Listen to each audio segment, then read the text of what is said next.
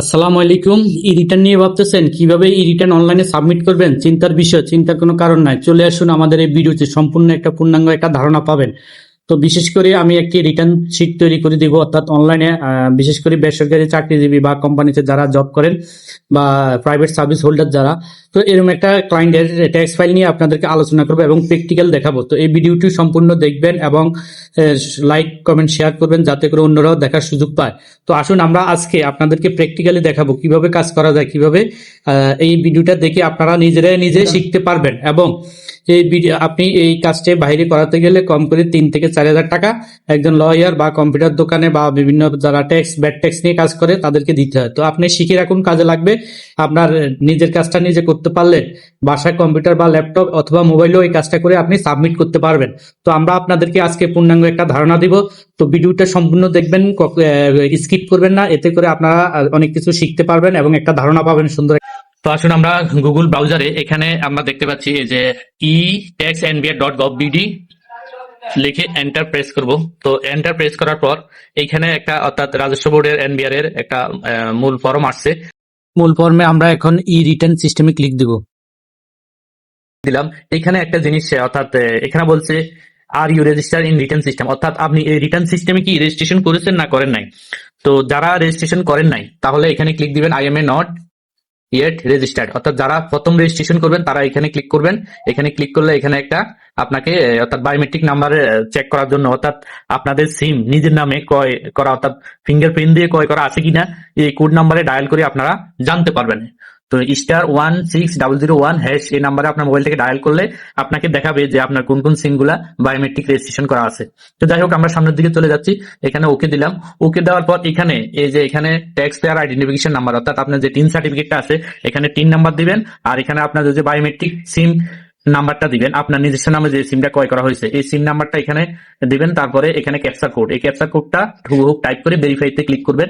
Click করলে আপনার মোবাইলে একটা এসএমএস যাবে, ওই নাম্বারটা দিয়ে আপনি লগ ইন করবেন এবং একটা পাসওয়ার্ড সেট করবেন। তো যাই হোক আমরা এখানে আর দেখাচ্ছি না, আমরা আবার ব্যাগে ফিরে যাচ্ছি। অর্থাৎ আমি এখন যে ট্যাক্স ফাইল নিয়ে কাজ করব সেটা অলরেডি রেজিস্ট্রেশন করা আছে। তো যাই হোক ওইটা আমার অন্য ভিডিওতে পাবেন কিভাবে রেজিস্ট্রেশন করেন, বা কমেন্টসে জানাবেন, পরবর্তীতে আপডেট পাবেন। তো আমরা আবার মূল ফর্মে চলে আসলাম। ই রিটার্নে আসার পর এখানে আইএমএ অলরেডি রেজিস্টার্ড, অর্থাৎ আমি যার ফাইলটা এখন নিয়ে কাজ করব তার অর্থাৎ রেজিস্ট্রেশন করা হয়েছে। তো আমি চলে যাচ্ছি এখানে আইএমএ রেজিস্টার্ডে। তো এখানে দেখুন এখানে চলে আসছে। এখানে আমি যেহেতু আগে রেজিস্ট্রেশন করা আছে তার পাসওয়ার্ড, তো আমি এখন টাইপ করবো, তার টিন নাম্বারটা দিব।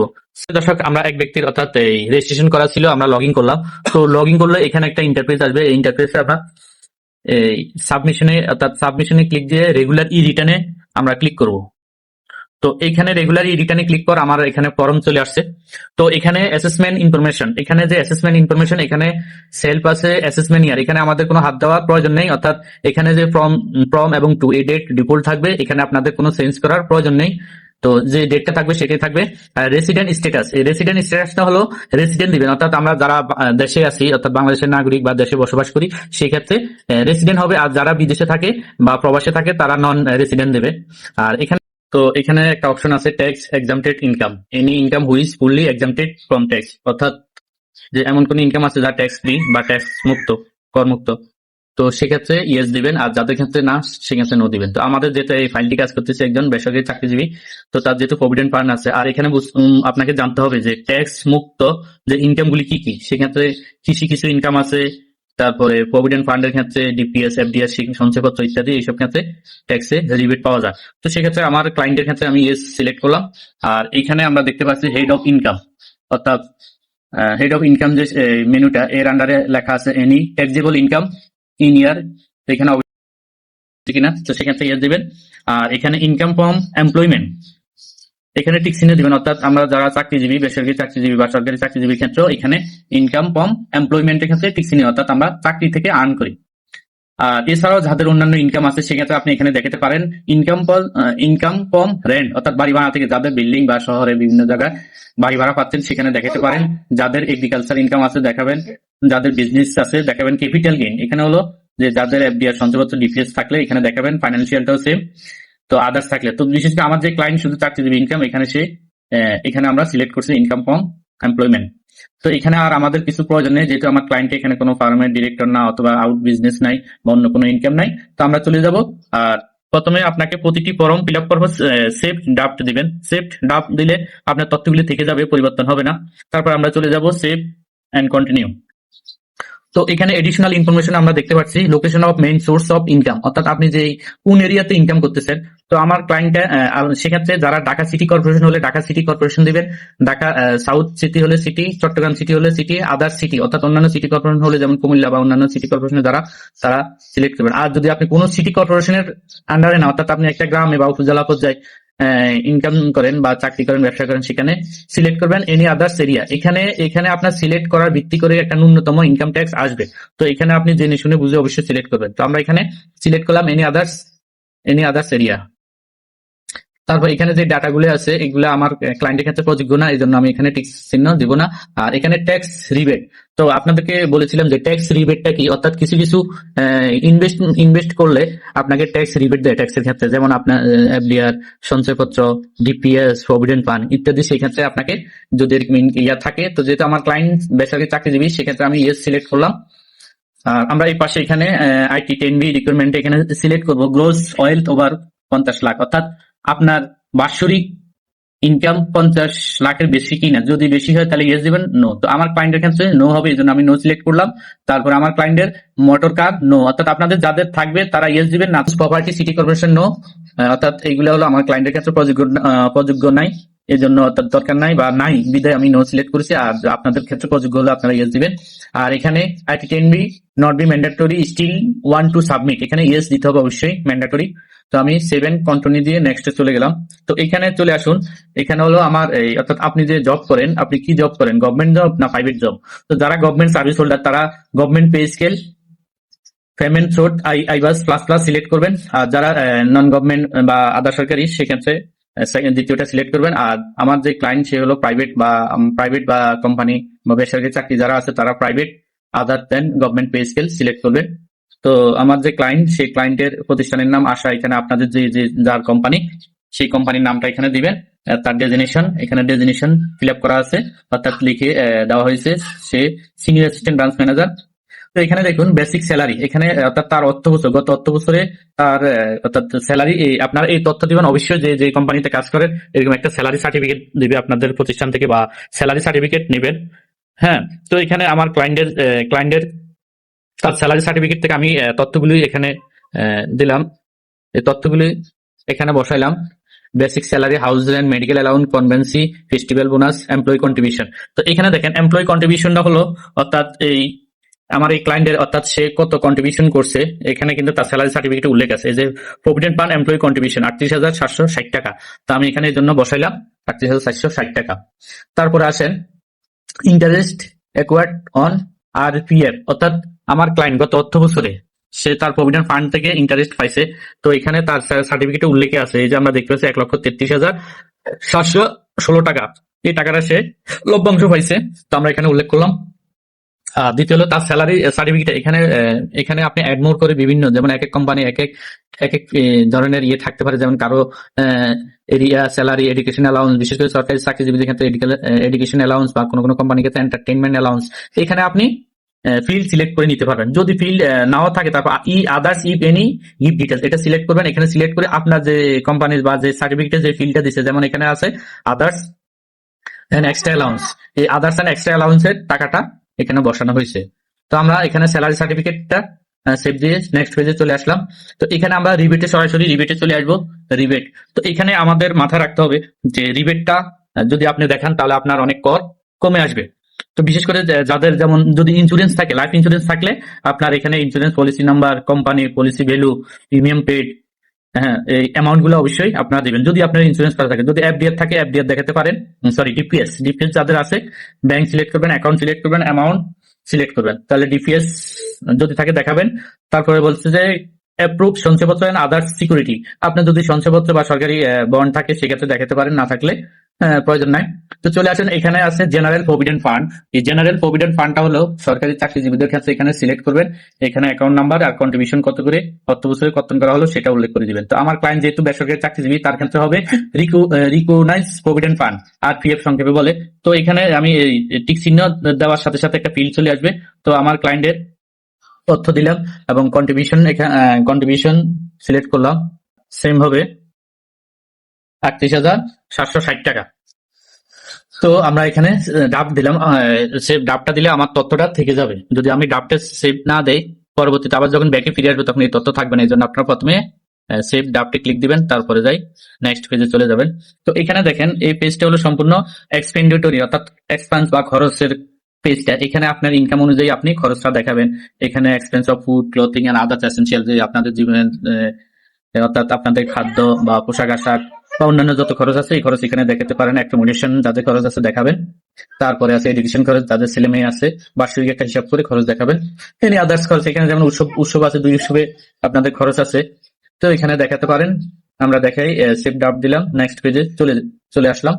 তো এখানে একটা গুরুত্বপূর্ণ এই যে অ্যাসেট এন্ড লাইবিলিটি মেনু, এই অ্যাসেট এন্ড লাইবিলিটি চলে আসলাম। যাদের অ্যাসেট আছে, অ্যাসেট বলতে আপনার এখানে যে অপশন গুলো আছে, ফিল্ড গুলো আছে, এখানে বিজনেস ক্যাপিটাল, যাদের ব্যবসায়িক কোনো ক্যাপিটাল আছে তাহলে সিলেক্ট করবেন, আর আদারওয়াইজ দরকার নাই। নন এগ্রিকালচার প্রপার্টি যাদের আছে তারা সিলেক্ট করবেন। তারপর যারা ফাইন্যান্সিয়াল অ্যাসেট হলো, এখানে দেখেন আমরা ফাইন্যান্সিয়াল অ্যাসেটে যখন ক্লিক করলাম, এখানে যাদের এই যে সঞ্চয়পত্র, ডিপিএস, যেমন আমি এফডিআর এর তথ্য দেখেন, এখানে ব্যাংক সিলেক্ট করবেন, অ্যাকাউন্ট নাম্বার, ব্যালেন্স কত, এফডিআর এর তথ্য দিবেন। যাদের আছে সেক্ষেত্রে প্রযোজ্য হলে দিবেন। ডিপিএস এর ক্ষেত্রে সেম।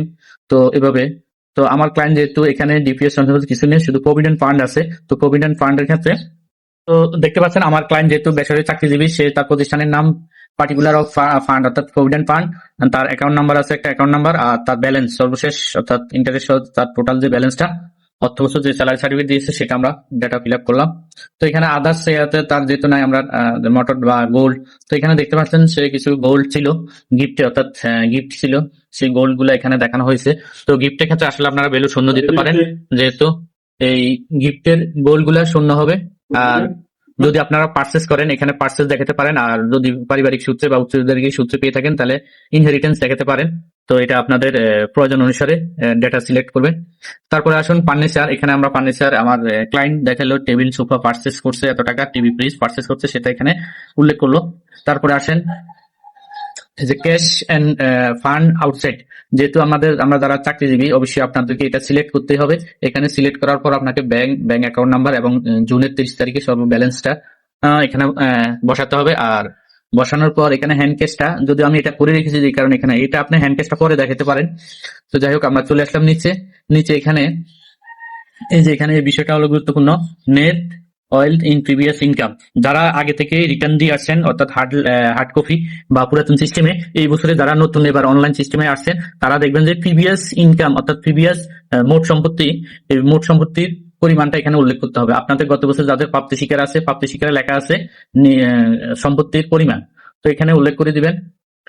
আর যারা নতুন এই বছর ফার্স্ট প্রথম ট্যাক্স জমা দিবেন অনলাইনে, সেক্ষেত্রে তো এখানে তাদের তো পূর্বে কোনো ইনকাম আসবে না, এখানে শূন্য থাকবে। তো এখানে দেখেন আমার ক্লায়েন্টের যে ডিফারেন্স, এখানে অনেক ডিফারেন্স রয়েছে। আমরা এখন চেষ্টা করবো এটাকে সলভ করার জন্য। এখানে এই ডিফারেন্সের গড়টা 0 করতে হবে। তো দর্শক দেখুন এখানে যে আমার ক্লায়েন্টের ডিফারেন্স 0 করা হয়েছে, অর্থাৎ তার আয় ব্যয় অর্থাৎ হিসাব নিকেশ দেখানো হয়েছে, ব্যাংকে ব্যালেন্স ছিল কিছু টাকা, হাতে নগদ ছিল, সবকিছু আমরা ক্যালকুলেশন করে এখানে ডিফারেন্স শূন্য চলে আসে, অর্থাৎ আমাদের রিটার্নটা মোটামুটি প্রস্তুত হয়ে গেছে। তো আমরা সেভ ড্রাফটে ক্লিক দিলাম। এখন আমরা চলে আসবো ট্যাক্স ইনফরমেশন, যেহেতু আমার ক্লায়েন্ট মোটামুটি ট্যাক্স ক্যালকুলেশন শেষ, তো আমরা নেক্সট পার্টে চলে যাব, 7 কন্টিনিউতে গিয়ে এখানে ট্যাক্স পেমেন্ট, এখানে অর্থাৎ ট্যাক্স পেমেন্ট, যেহেতু আমার ক্লায়েন্টটা চাকরিজীবী, তার অবশ্যই সে বেতন থেকে ট্যাক্স যোগ্য হয়েছে বিধায় ট্যাক্স দিয়েছে। তো আমরা এখন যে ট্যাক্স যেহেতু দিয়েছে তার ট্যাক্সের তথ্যটা এন্ট্রি দিতে হবে। তাহলে আমরা চলে আসলাম যে এখানে যে ফিল্ডটা চলে আসলাম ট্যাক্স পেমেন্ট, এই ট্যাক্স পেমেন্ট থেকে আমরা চলে আসবো এখানে tax update tax payment status, এখানে আমরা ক্লিক দিব।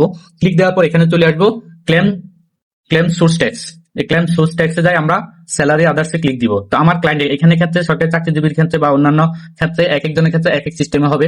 যেমন এখানে ব্যাংক ইন্টারেস্ট প্রফিট, আপনি যদি ডিপিএস সঞ্চয়পত্র যারা দেখেছেন এখানে কত টাকা আপনাদের টিডিএস কর্তন করেছে আপনাদের স্টেটমেন্টে শো করবে, এখানে দেখাবেন সঞ্চয়পত্রে। তো আমার ক্লায়েন্ট যেহেতু এগুলো নাই, স্যালারি আদার্সে ক্লিক দিলাম, বা বেসরকারি যারা আছেন স্যালারি আদার্সে ক্লিক দিবেন, এরকম একটা ফর্ম চলে আসবে। তো যারা বিশেষ করে বেসরকারি চাকরিজীবী স্যালারি আদার্সে ক্লিক দেওয়ার পর এখানে তো আমার ক্লায়েন্টের চলে আসলো তার প্রতিষ্ঠানের নাম, চালান নাম্বার, অর্থাৎ আমার ক্লায়েন্টের যে ট্যাক্সের টাকাটা পে করছে তার প্রতিষ্ঠান, এই জন্য। কিন্তু আপনাদের ক্ষেত্রে সেটা নাও হতে পারে। তো এই জন্য ব্যক্তি বিশেষ প্রতিষ্ঠান বুঝি সেটাকে আপনাকে বিবেচনা করে অর্থাৎ জেনে শুনে সাবমিট করতে হবে। তো আমার ক্লায়েন্টের তথ্যটা আমি দেখেন, চালান নাম্বার, চালান ডেট, চালান সার্টিফিকেট, অর্থাৎ যেহেতু প্রতিষ্ঠান পে করেছে, প্রতিষ্ঠান তো একজন কর্মীর জন্য একটা চালান করে না, অর্থাৎ এক চালানে অনেক কর্মী থাকে এবং একটা অ্যামাউন্ট আমরা দেখতে পাচ্ছি, হিউজ একটা অ্যামাউন্ট। আর ক্লেম অ্যামাউন্টটা হবে ওই ওই কর্মীর, আমার যে ক্লায়েন্টের, এই ক্লায়েন্টের ওই চালানে মনে করেন 20 জন কর্মী আছে বা 100 জন কর্মী আছে, তার মধ্যে তার কত টাকা সেটা আমরা ক্লেম অ্যামাউন্টে উল্লেখ করে দিলাম। কোন ব্যাংক, সোনালী ব্যাংক, কোন ব্রাঞ্চ, সে ব্রাঞ্চটা উল্লেখ করে দিলাম। তো আপনাদের ক্ষেত্রে বিশেষ করে আমার এই ভিডিওটা যারা দেখবেন বা এই প্রতিষ্ঠানের রিলেটেড যারা আছেন, সেটা কিন্তু অবশ্যই এই চালানের অ্যামাউন্টটা চালান দেখি কিন্তু আপনাকে উল্লেখ করতে হবে। আর ক্লেম অ্যামাউন্ট ওই চালানে আপনার নামে কত টাকা আছে সেটা উল্লেখ করবেন, ব্যাংক সিলেক্ট করবেন, ব্রাঞ্চ সিলেক্ট করবেন। আর এখানে রেফারেন্সের ঘর দেওয়ার প্রয়োজন নাই, অথরিটি পার্সন অবশ্যই আপনার প্রতিষ্ঠানের নাম দিবেন, দিয়ে সেভ দিবেন। তো এইভাবে দেখেন আমি, অর্থাৎ আমার এই কর্মীর যে আমার ক্লায়েন্টের, অর্থাৎ তার প্রতিষ্ঠান, অর্থাৎ 12 মাসে 12টা চালান জমা দিয়েছে। তো আমি এক এক করে সবগুলা এন্ট্রি দিলাম, এখানে চালান নাম্বার, চালান ডেট, তারপর চালান অ্যামাউন্ট, ক্লেম অ্যামাউন্ট। তো এইভাবে আপনারা এখানে চাইলে যে ডিলিট বাটন ক্লিক করে যদি ভুল হয়ে থাকে সেটাকে ডিলিট বাটনে ক্লিক করে আবার নতুন করে এখানে এন্ট্রি দিয়ে সেভ দিলে চলে আসবে। তো যাই হোক, আমার ক্লায়েন্টের সকল তথ্য, অর্থাৎ ট্যাক্স ইনফরমেশন এন্ট্রি দেওয়া, এখানে এখন চলে আসবো ট্যাক্স পেমেন্ট স্ট্যাটাসে। ট্যাক্স পেমেন্ট স্ট্যাটাসে চলে আসলে এখানে দেখাবে যে অর্থাৎ এই কর্মীর 21,660 টাকা পে করা হয়েছে ট্যাক্স। তো আমি দেখলাম যে তার স্যালারি সার্টিফিকেট বা টিডিএস চালানগুলি মিলে দেখলাম এই টাকা ঠিক আছে, সবকিছু ওকে। তাহলে আমি গো টু রিটার্নে ক্লিক দিলাম, রিটার্নে, অর্থাৎ আমি এখন মূল রিটার্ন ফর্মে চলে আসলাম। তো আমরা ওইখান থেকে রিটার্ন ব্যাক করে এখানে চলে আসছি। তো আসার পর আমরা দেখতে পাচ্ছি যে আমার যে অ্যামাউন্ট, ট্যাক্সের অ্যামাউন্টটা আমি মিলিয়ে নিলাম, আমার সবকিছু ঠিক আছে। এখানে যেটা দেখবেন পেবেল 0, অর্থাৎ আমার এখানে যে টোটাল অ্যামাউন্ট পেবল 21,660 টাকা, আর টোটাল অ্যামাউন্ট, টোটাল পেমেন্ট, অর্থাৎ এটা হলো এই টাকাটা পে করছে এই টাকাটা। তো আমরা এখানে দেখলাম যে আমাদের পেতে পেবল 0 হয়ে গেছে, অর্থাৎ আমাদের, তো আমরা দেখলাম যে এখানে পেবল 0 হয়ে গেছে। তো আমরা এখন ক্লিক দিব প্রসেস টু অনলাইন রিটার্ন। তো আমরা এখানে মূল, অর্থাৎ যে আমার রিটার্নটা কমপ্লিট, এখানে আপনি একটা চেক দিবেন যে কোথায় কোনো তথ্য বা অসঙ্গতি আছে কিনা, এখানে চেক করার একটা প্রিভিউ অপশন পাবেন। তো আমরা এখানে দেখতে পাচ্ছি আমার ক্লায়েন্টের সব ডেটা মোটামুটি সবকিছুই ঠিক আছে। তো এই যে আমাদের ট্যাক্স ইনফরমেশন গুলো সুন্দরভাবে শো করছে, এই যে, তো আমাদের সকল তথ্যগুলো মোটামুটি ঠিক আছে। তো আমরা সকল কিছু চেক করার পর আপনি সাবমিট রিটার্নে ক্লিক দিবেন। এখানে অপশন হবে do you want to submit return, অবশ্যই আপনাকে ইয়েস দিবেন। যেহেতু আমি চেক করেছি এবং সবকিছু ওকে আছে, এই জন্য আমি ইয়েস ক্লিক দিলাম।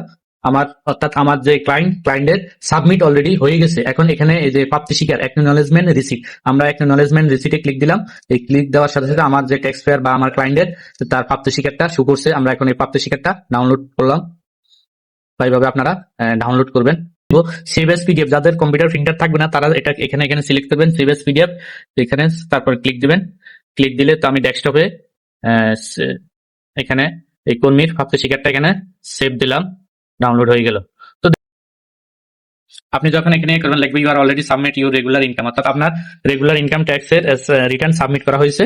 তো এখানে, আর এখান থেকে রেকর্ড এক্সপান্স থেকে আপনি এখান থেকে এই যে আপনি চালানগুলো সংগ্রহ করতে পারবেন, আপনি যে প্রাপ্তি স্বীকারটা সংগ্রহ করতে পারবেন। তাছাড়া আপনার এই যে সার্টিফিকেট দেখতে পারবেন, আপনার এই যে ট্যাক্স সার্টিফিকেট, এখানে সকল তথ্য। এখানে সবচেয়ে মজার বিষয় হলো আপনি যদি এখানে টোটাল ইনকাম টিক চিহ্ন দেন তাহলে এখানে শো করবে, নেট অয়েল ক্লিক দিলে শো করবে, ট্যাক্স পেইডে ক্লিক দিলে, অর্থাৎ আপনার এটা হলো এই ট্যাক্স সার্টিফিকেট। তো আমরা জানি ট্যাক্স সার্টিফিকেটটা খুবই গুরুত্বপূর্ণ, কারণ আপনার ব্যাংক, বিমা, এফডিআর, জমি রেজিস্ট্রেশন, তারপর বিভিন্ন সরকারি অনেক ক্ষেত্রে ট্যাক্স সার্টিফিকেট বা অ্যাকনোলেজমেন্ট খুবই গুরুত্বপূর্ণ। তো সেটাও আপনারা ডাউনলোড করে রেখে দিতে পারেন। তো আমি আমার ক্লায়েন্টের একটা রেখে দিলাম। দেখলেন একটা রিটার্ন কিভাবে অনলাইনে সাবমিট করতে হয়, প্র্যাকটিক্যালি আপনাদেরকে দেখালাম। এই ভিডিওটা দেখবেন, দেখলে আপনাদের একটা অভিজ্ঞতা হবে যে আপনারা নিজে সাবমিট করতে পারবেন। কারণ আপনারা জানেন এই ট্যাক্স ফাইল বা ট্যাক্স সংক্রান্ত বাহিরে বা লয়ার বিভিন্ন জায়গায় কাজ করতে গেলে বা বিভিন্ন একজন লোকের কাছে গেলে তাকে ন্যূনতম 2,000 টাকা দিতে হবে, কারণ আপনার এই ট্যাক্স তথ্য উনি যে করে দিবে কাজটা তার একটা পরিশ্রমিক দিতে হবে। তো আপনাকে এই ভিডিওর মাধ্যমে আমি আপনাদেরকে শেখানোর চেষ্টা করলাম। তো আপনারা দেখবেন এবং কয়েকবার ভিডিওটা দেখবেন এবং সংরক্ষণ করবেন, তাহলে আপনারা শিখতে পারবেন। এবং সবচেয়ে মজার বিষয় হলো আরেকটা কথা বলে রাখতেছি যে ট্যাক্সের ক্ষেত্রে একটি জন এবং প্রতিষ্ঠান ভিত্তিক কিন্তু ডেটাগুলি আপনাদের আলাদা হবে। যে এখানে আমার যে ক্লায়েন্টটা তার তথ্য এক ধরনের হয়েছে, আপনার ক্ষেত্রে ব্যতিক্রম। যেমন আমি উদাহরণ দিই, তার পিএফ প্রভিডেন্ট ফান্ড আছে, আপনি এই কোম্পানি চাকরি করলে আপনারও থাকতে পারে। বাট যেমন আমার ক্লায়েন্টের ডিপিএস, এফডিআর সঞ্চয়পত্র নাই, কিন্তু আপনার ক্ষেত্রে থাকলে সেটাকে দেখাবেন। আর এগুলো দেখালে আপনাকে ট্যাক্সের ক্ষেত্রে রিবিট পাবেন। তো ট্যাক্সের রিবিটটা হলো যে ট্যাক্স মকুব, আপনি যদি ট্যাক্স এক্সাম্পল 30,000 টাকা আছে, কিন্তু ওইগুলো দেখানোর কারণে আপনার ট্যাক্সটা অনেক কমে যাবে। তো যাই হোক, সম্মানিত দর্শক, ভিডিওটা কেমন লাগলো অবশ্যই গঠনমূলক কমেন্টস করে জানাবেন এবং শেয়ার করে দিবেন। দেখবেন আজকে এই পর্যন্ত আপনাদের কাছ থেকে বিদায় নিচ্ছি। আমি আহসান পাটোয়ারি। আসসালামু আলাইকুম, আল্লাহ হাফেজ।